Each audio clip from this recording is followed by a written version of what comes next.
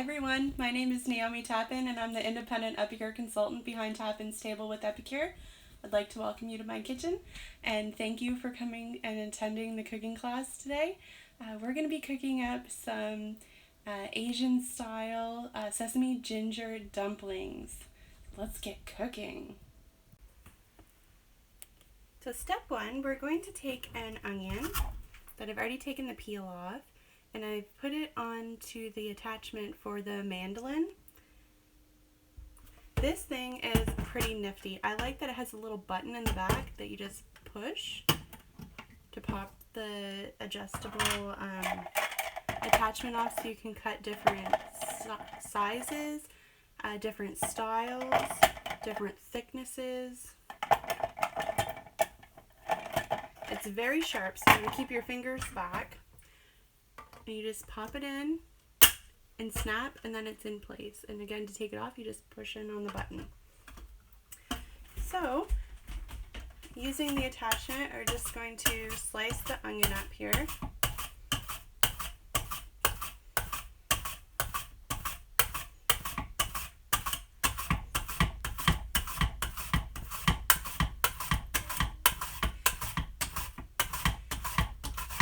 Now, I'm slicing these up super thin because I want them to be able to cook up really nicely. Like you can almost see through them, they're so thin.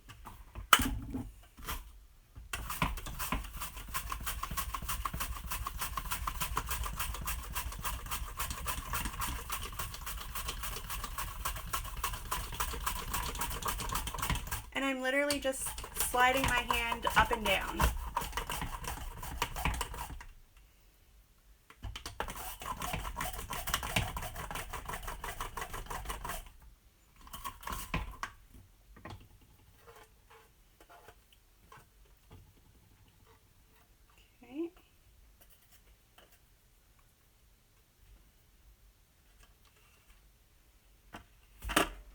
I'm going to take the 4-cup prep bowl, which I have some ground beef in. So it's just ground beef, nothing else. It does come with this handy little cover, which I really like.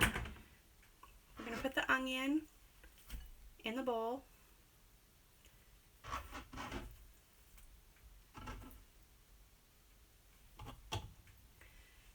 And using the 4-in-1 spoon, this spoon is amazing. If you don't have this spoon, you need this baby in your life. It has a tablespoon, a teaspoon, a half a teaspoon, and a 1/4 teaspoon on it. It's hard to kind of see on the camera, but you can see that it has it wrote in there, so you can see where the lines end. And anyways, we're going to take 1 tablespoon of the sesame ginger.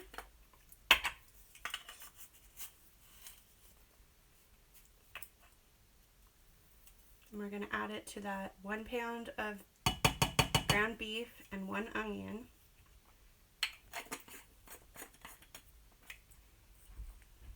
And I'm going to add 1 tablespoon of soy sauce.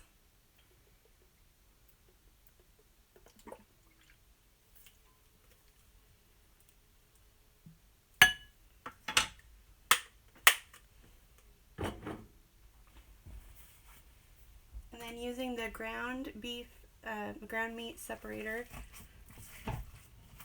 we're going to just stir everything in and combine it.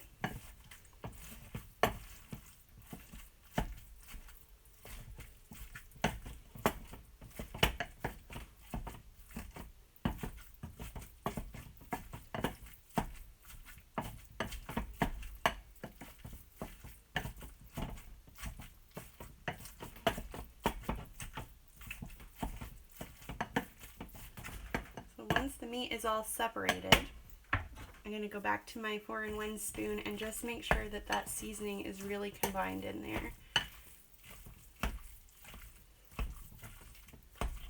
Make sure that there's a little bit of onion everywhere too.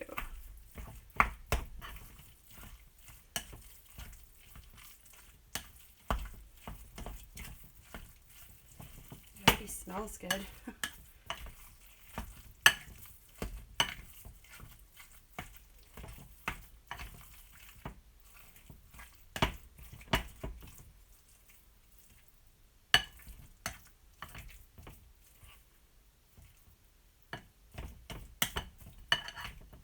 that is step 1.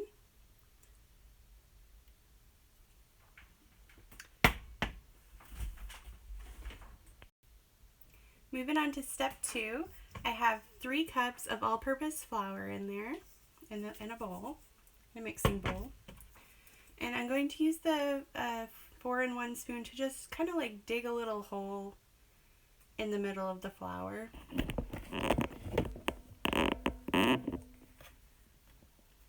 Just a slight hole. And then from there I'm going to add some sea salt, just a few grinds from our grinder, sea salt grinder here. I did about 4. And then I'm going to use the same spoon and just mix it in.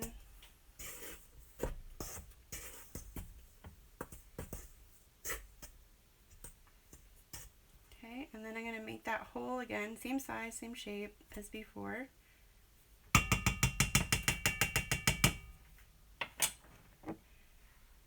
And in our prep bowl here, these come in a set of 4, and they have the silicone covers as well. And the measurements on the side here, I've gone ahead and pre-cracked 3 eggs, and I'm just going to put those right into that hole that we just made.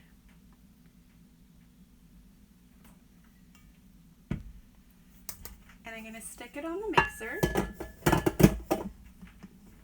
And using the bread hook, if you don't have the bread hook, you can use a different attachment, or you can knead it by hand, but I'm going to cheat and use the mixer today.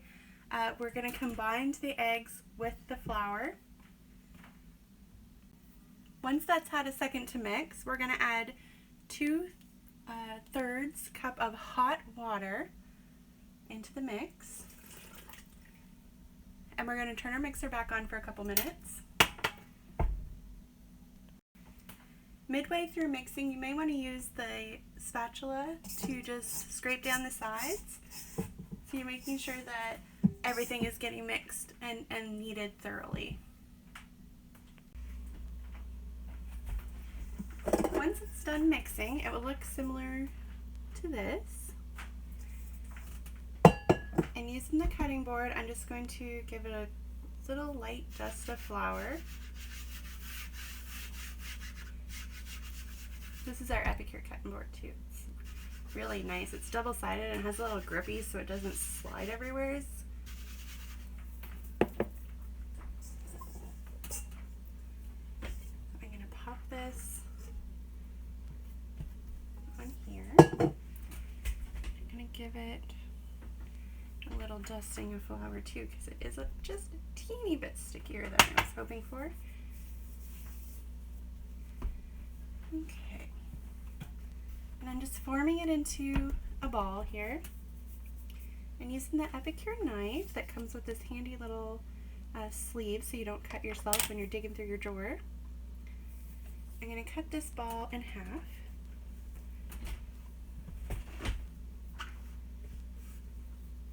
And I'm going to set 1/2 back in the bowl for right now, just so it's out of the way.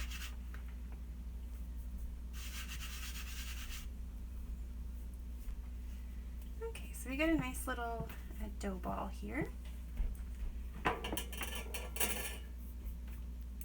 And using a rolling pin, I don't have a special fancy dancy one. I just have my good old faithful that my grandma used to use.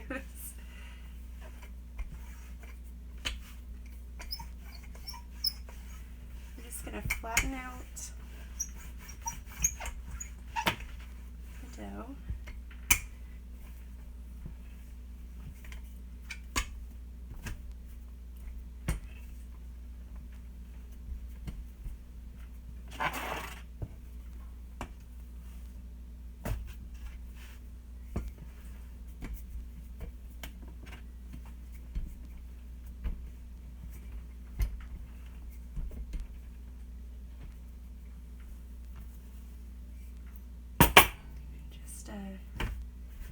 Moving it around. Anyone who knows me knows that any type of rolling out, I'm not the greatest. I'll be the first to admit it when it comes to like pie crust and stuff. But I'm sure that you guys are pros at this.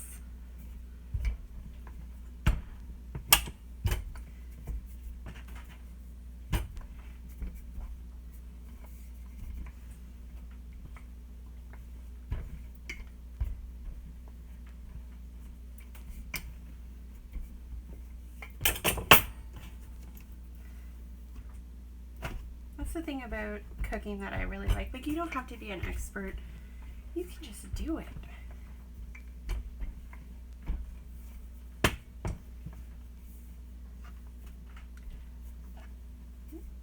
And if it starts to stick like that, just give it another little light dust of flour.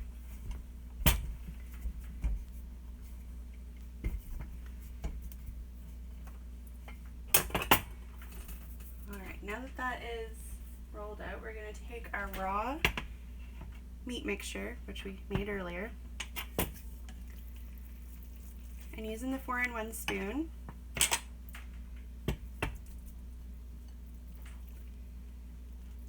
I'm just going to put little dabs of meat in random places.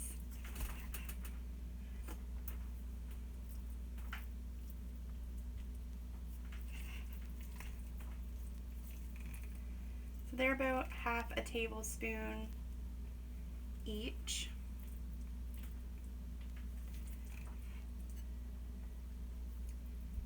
Oops.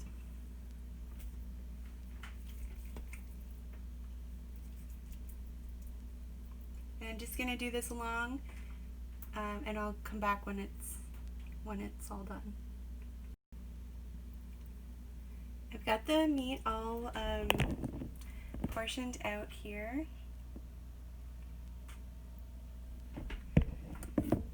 So now what I'm going to do is, using the pastry brush, I'm just going to dip it in some water and kind of paint it around each portioned meat. This will just help it to get sticky.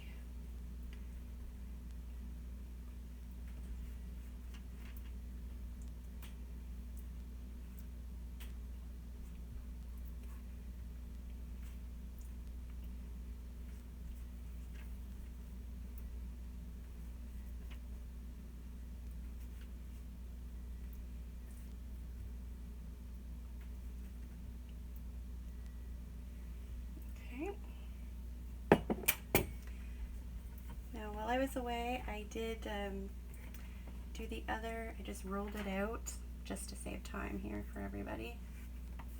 And I'm just flopping the piece that I rolled out over on top here.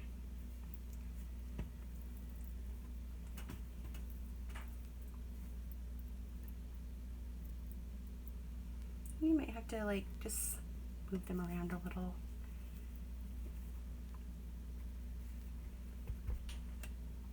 And when you get it where you want it, just push down.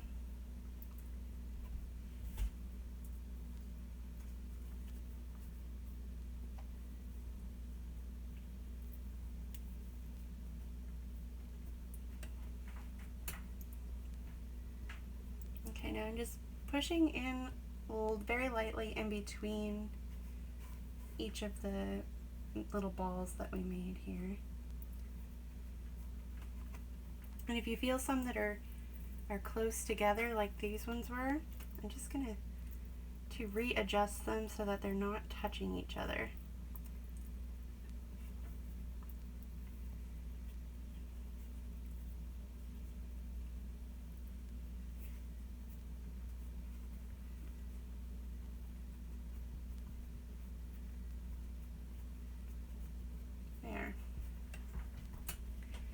Okay, now going back to our knife, this is why we're doing it on the cutting board. We're going to cut around them.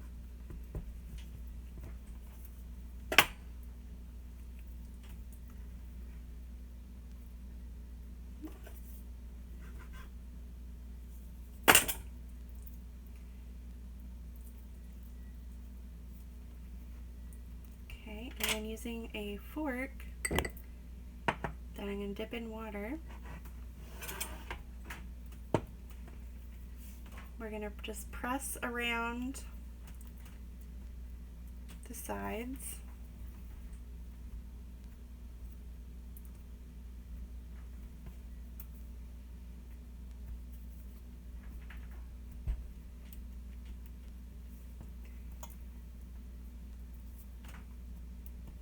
So that it is sealed.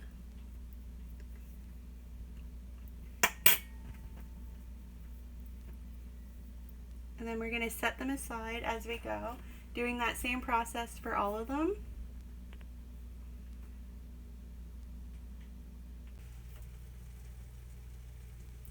I've gone ahead and completed that process for the rest of the dumplings here. And I've got some water boiling in our multi-purpose pot, about 8 cups of salted water. And of course I use the Epicure sea salt grinder for that. Just a few grinds in the water. Now because I've made these so large, I'm only going to put about 8 in at a time. And I'm just going to drop them down in the water.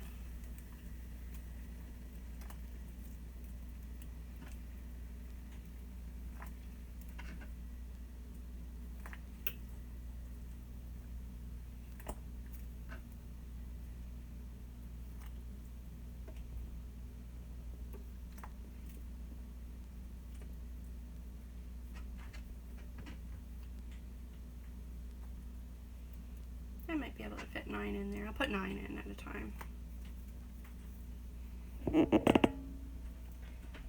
So see how they have sunk to the bottom?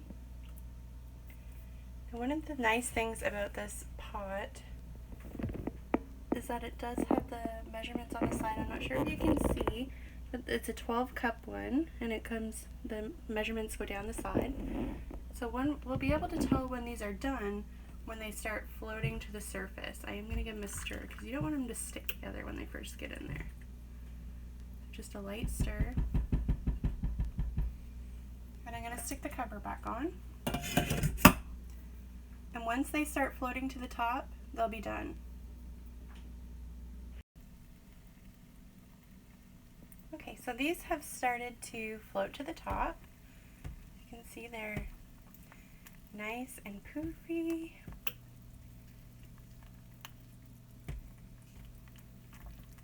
So these ones are done. So just using the Epicure ladle, I'm just going to grab them one at a time. And again, I made these fairly large. Like one takes up pretty much the bottom of a Cornwall bowl.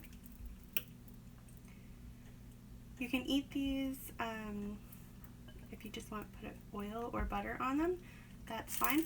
What I like to do is put a little bit of the prepared sesame ginger seasoning on it, but for these ones, what my purpose for making them was, is tomorrow when I make the pad thai, I'm going to fry these up in a frying pan with a little bit of oil and get them nice and crispy.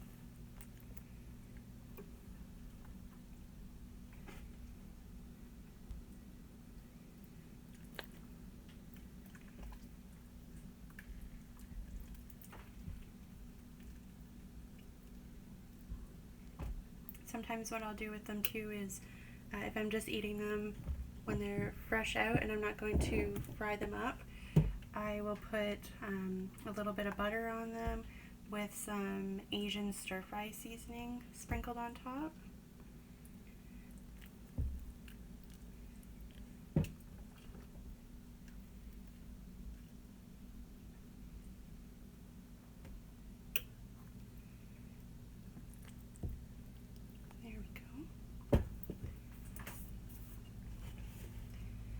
So that's all. That's how we make the sesame ginger dumplings. If you had a mold would work perfect. I don't have a mold, so I do it by hand, so that's why they're a little bit different shapes and sizes here. But it's all going to taste the same. So however you prefer, if you have a mold or no mold. That's one thing about cooking, is you can really make it how you need it and what suits your lifestyle and your tools that you have in your kitchen. And with Epicure, you can add a whole lot of flavor, which I love. Well, thank you all for coming out and attending the cooking class. I had a lot of fun cooking with you guys today. I can't wait to see you in the kitchen.